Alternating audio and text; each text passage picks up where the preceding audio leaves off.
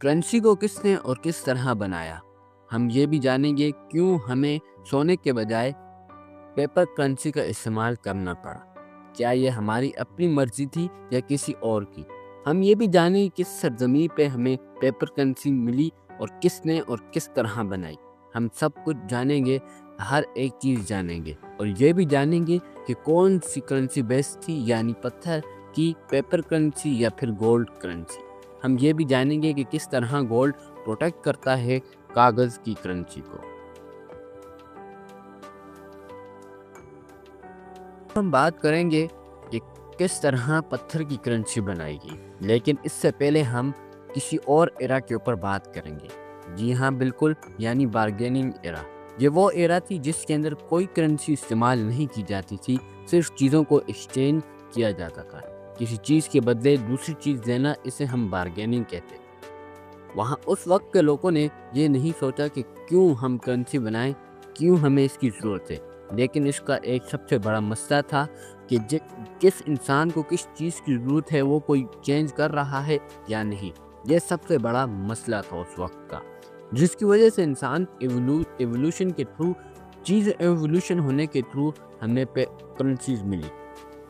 سب سے پہلے ہمیں سٹون کرنسی ملی۔ آج کے مائکرونیشیا کے جزائر کے اوپر آپ جائیں تو آپ کو وہاں پر بڑے بڑے سٹونز ملیں گے۔ وہ جو سٹونز استعمال کرتے تھے انہیں رائی سٹون کہتے تھے، اور یہ کرنسی کے طور پر استعمال ہوتے تھے۔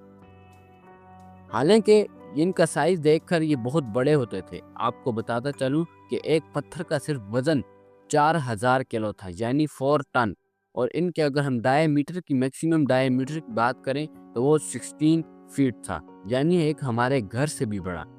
یہ ان کے لیے بہت بڑا چیلنج تھا کہ وہ ایک جگہ سے دوسری جگہ ان پتھروں کو لے کر جاتے، لیکن وہ لوگ انہیں دولت دکھانے کے لیے استعمال کرتے تھے، نہ کہ چیزوں کے لیے لین دین کے لیے استعمال۔ میٹل کی کرنسی، میٹل کی کرنسی کو کس طرح ہم نے بنایا؟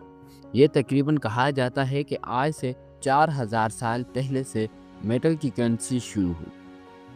جب انسان سٹون ایرا سے میٹل کی ایرا کے اندر انٹر ہوئے، تب ہی سے انسانوں نے سونے کے، چاندی کے اور مختلف سکے بنانا شروع کیے۔ ان میں سونے اور سلور اور کاپر ٹاپ پر تھے، کیونکہ یہ زیادہ تر خراب نہیں ہوتے تھے۔ جبکہ ہم لوہے کی بات کریں، یعنی آئرن کوائنز کی بات کریں، تو انہیں ایک دم زنگ لگ جاتا تھا، جس کی وجہ سے انہیں کوئی استعمال نہیں کرتا تھا۔ دوسری بات یہ کہ انہیں جب پنچ کیا جاتا تھا تو ہر ایک ملک کے اندر اسے الگ نام دیا جاتا تھا۔ جس طرح موریہ سلطنت کی بات کی جائے تو اس کے اندر پنہ استعمال کیا جاتا تھا۔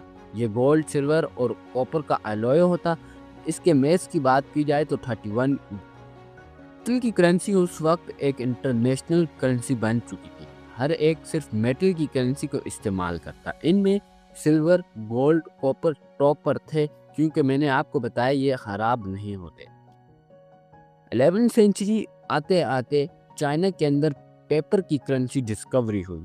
سب سے پہلے چائنا کے اندر اسے سونگ ڈائناسٹی نے چھاپنا شروع کیا۔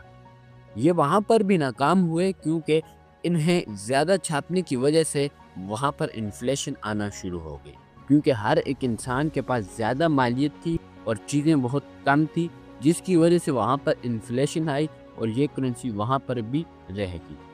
پھر اس کے بعد 1250 کے اندر منگولوں نے اس کرنسی کو بنانا شروع کیا۔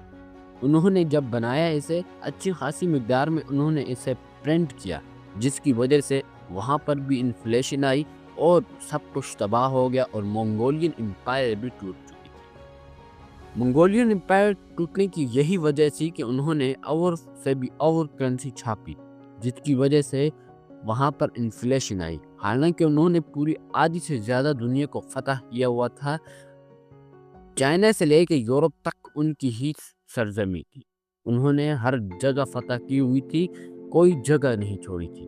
ہر جگہ پہ کاغذ کی کرنسی استعمال ہوئی، لیکن انفلیشن آنے کی وجہ سے وہاں پر بھی ناکامی ملی۔ یورپ میں پہلی مرتبہ 1961 کو سویڈن نے اپنے بینک کو جاری کی۔ یہ وہی کاغذ کی کرنسی تھی جو انہوں نے انٹرنیشنل بنانا چاہی، لیکن 17 سینچری کے اندر انگلینڈ نے اپنے پاؤنڈ چھاپنا شروع کیے ان دی فارم آف پیپر۔ انہوں نے پیپر کے اندر اپنے پاؤنڈز کو چھاپنا شروع کیا، ریزرو رکھ کر سونے اور چاندی، جتنا ملک کے اندر سونا اور چاندی ہوگی اتنی ہی زیادہ ہمارے پاس پیپر کرنسی ملک کے اندر ہوگی۔ یہ بھی بات ٹھیک تھی کہ انہوں نے گولڈ رکھ کر اور سلور رکھ کر اپنی کرنسی کو اسٹرانگ رکھا، لیکن اس کا سب سے بڑا نقصان تھا انفلیشن۔ اس سے کبھی بھی نہیں بچا جا سکتا تھا۔ جب انسان اور سے اور پاور بات کریں گے کہ ڈالر کس طرح عالمی کرنسی بنا، یعنی وہ کس طرح ٹریڈ کے لیے ہر چیز کے لیے ڈالر استعمال کرنا ہمارے لیے ضروری کیوں۔ بات شروع ہوتی ہے 1940 کو، جب ورلڈ وار 1 شروع ہوئی یورپ کے اندر۔ تب وہاں پر لوگوں کے اوپر بہت برے حالات گزر رہے تھے، اور جو امیر لوگ تھے ان کا پیسہ ڈوب رہا تھا۔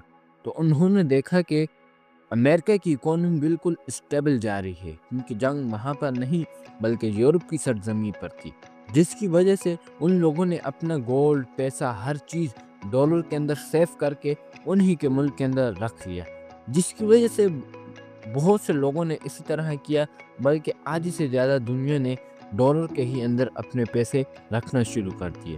اس کے بعد 1939 کو پھر سے ہٹلر نے یورپ کے اندر ورلڈ وار 2 کا آغاز کیا، جس کی وجہ سے لوگوں نے پھر سے یہی کیا، کیونکہ اس وقت یورپ کی اکانومی بالکل اسٹیبل تھی اور وہ انفلوئنس سے بھی گزر رہی تھی، یعنی ان کے اندر مارکیٹ کریشنگ کی وجہ سے ان کی اکانومی بھی کریش ہوئی تھی، لیکن ان کے وزیر اعظموں نے یعنی ان کے پرائم منسٹرز نے اس سب کو جھیل لیا تھا۔